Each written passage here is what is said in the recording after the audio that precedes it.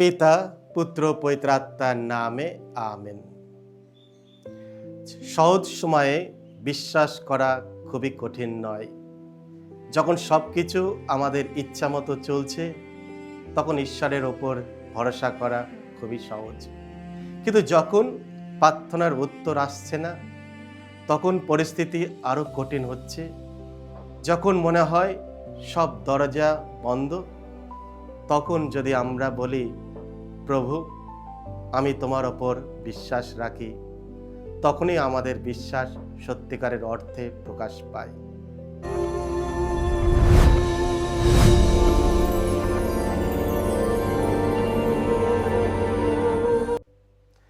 খ্রিস্টে আমার পরম প্রিয়জনেরা, আজ অগস্ট মাসের 16 তারিখ, সাধারণকালের 20তম রবিবার।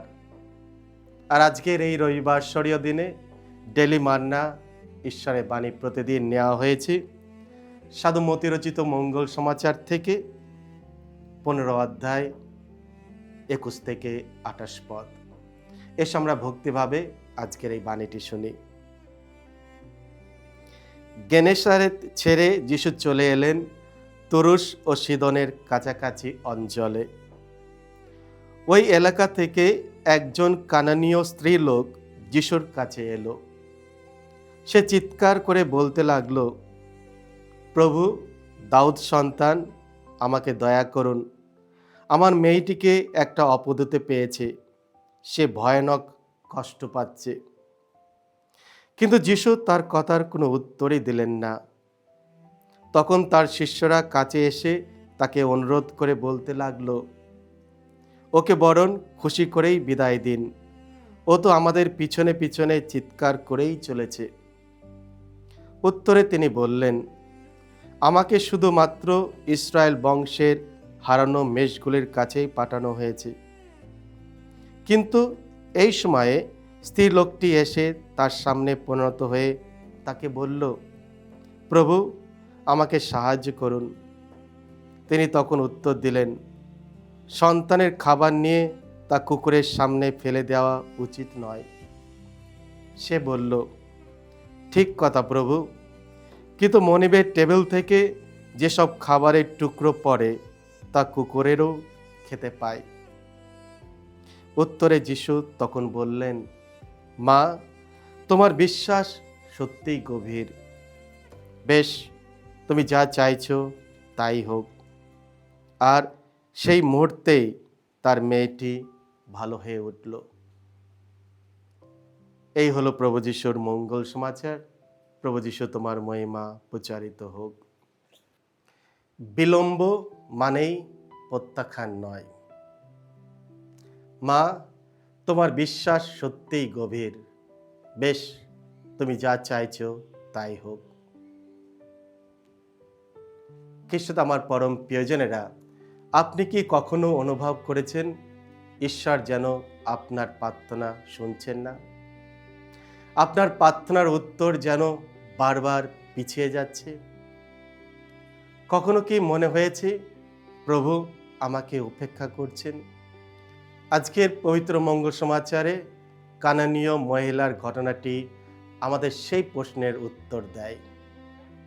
তার জীবনের অভিজ্ঞতা আমাদের শেখায় ঈশ্বরের বিলম্ব কখনো ঈশ্বরের প্রত্যাখ্যান নয়।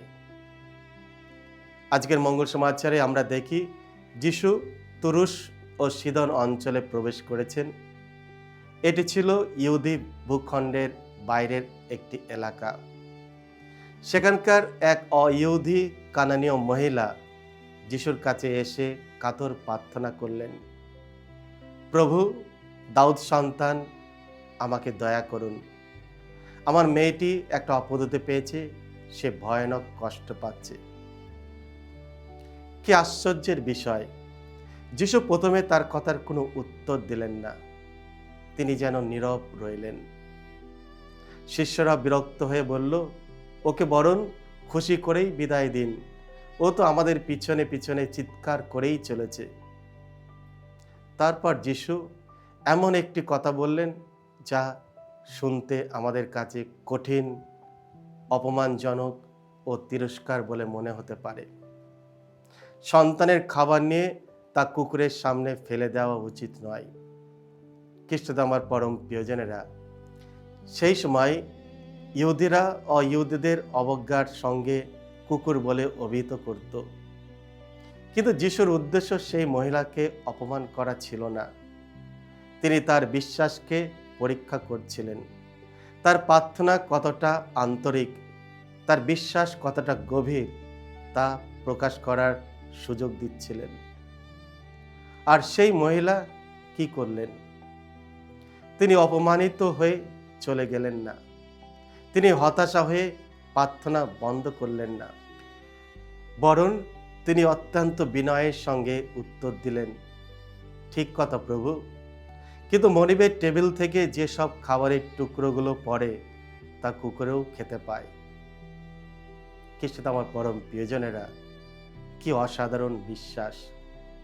যিশু তখন বললেন, মা, তোমার বিশ্বাস সত্যিই গভীর। বেশ, তুমি যা চাইছো তাই হোক। আর সেই মুহূর্তেই তার মেয়েটি সুস্থ হয়ে গেল। বিলম্ব মানেই প্রত্যাখ্যান নয়। এই ঘটনাটি আমাদের জীবনের একটি গভীর সত্য শেখায়। প্রার্থনার উত্তর দেরিতে আসতে পারে, কিন্তু তার অর্থ এই নয় যে ঈশ্বর আমাদের প্রত্যাখ্যান করছেন। আমাদের জীবনে এমন অনেক সময় আসে যখন আমরা আন্তরিকভাবে প্রার্থনা করি, কিন্তু কোনো উত্তর দেখতে পাই না। আমরা বলি, প্রভু, আমি তো এতদিন ধরে প্রার্থনা করছি, তুমি কি আমার প্রার্থনা শুনছো না?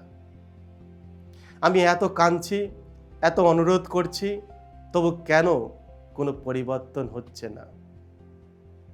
ঈশ্বর কি আমাকে ভুলে গেছেন?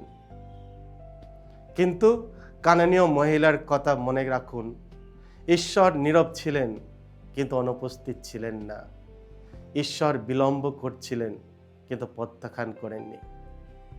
ঈশ্বর তার বিশ্বাসকে পরীক্ষা করছিলেন, যাতে তার বিশ্বাস আরো উজ্জ্বল হয়ে প্রকাশ পায়। আমাদের জীবনও কখনো কখনো ঈশ্বরের নীরবতা আমাদের বিশ্বাসকে গভীর করে। বিশ্বাস প্রতিরোধের মধ্যেই শক্তিশালী হয়। সহজ সময়ে বিশ্বাস করা খুবই কঠিন নয়। যখন সবকিছু আমাদের ইচ্ছা মতো চলছে, তখন ঈশ্বরের ওপর ভরসা করা খুবই সহজ। কিন্তু যখন প্রার্থনার উত্তর আসছে না, যখন পরিস্থিতি আরো কঠিন হচ্ছে, যখন মনে হচ্ছে সব দরজা বন্ধ, তখন যদি আমরা বলি, প্রভু, আমি তোমার ওপর বিশ্বাস রাখি, তখনই আমাদের বিশ্বাস সত্যিকারের অর্থে প্রকাশ পায়। কানানীয় মহিলার বিশ্বাস ছিল এমনই বিশ্বাস। তিনি প্রত্যাখ্যানের মতো পরিস্থিতির মধ্যেও আশা ছাড়েননি। তিনি অপমানের সম্ভাবনার মধ্যেও যিশুকে আঁকড়ে ধরেছিলেন। তিনি উত্তর না পাওয়া পর্যন্ত প্রার্থনা করে গেছেন, কারণ তার বিশ্বাস বলেছিল, যিশু আমার শেষ আশা নয়, যিশুই আমার একমাত্র আশা। প্রিয়জনেরা, আমাদের প্রার্থনার ফল পেতে যদি বিলম্ব হয়, তাহলে আমরা কি করব? প্রথমত মনে রাখব, ঈশ্বরের পথ আমাদের পথের চেয়ে উচ্চতর। তার চিন্তা ভাবনা আমাদের চিন্তা ভাবনার চেয়েও মহত্তর। আমরা কেবল বর্তমান মুহূর্তটি দেখতে পাই, কিন্তু ঈশ্বর সম্পূর্ণ ভবিষ্যৎ দেখতে পান। দ্বিতীয়ত, অটুট বিশ্বাস ধরে রাখব। জীবনের বাধাগুলো আমাদের বিশ্বাসকে দুর্বল করার জন্য নয়, অনেক সময় সেগুলোই আমাদের বিশ্বাসকে আরো শক্তিশালী করে। তৃতীয়ত, ধৈর্য ও অবিচল হৃদয়ের সঙ্গে প্রার্থনা করে যাব। আজ উত্তর না এলেও কাল আবার প্রার্থনা করব। হাল ছাড়বেন না। দরজা বন্ধ মনে হলেও আবার কড়া নাড়ব, কারণ যিশু বলেছেন, চাও তোমরা পাবে, খোঁজো খুঁজে পাবে, এবং দরজায় কড়া নাড়ো, তোমাদের জন্য দরজা খুলে দেওয়া হবে।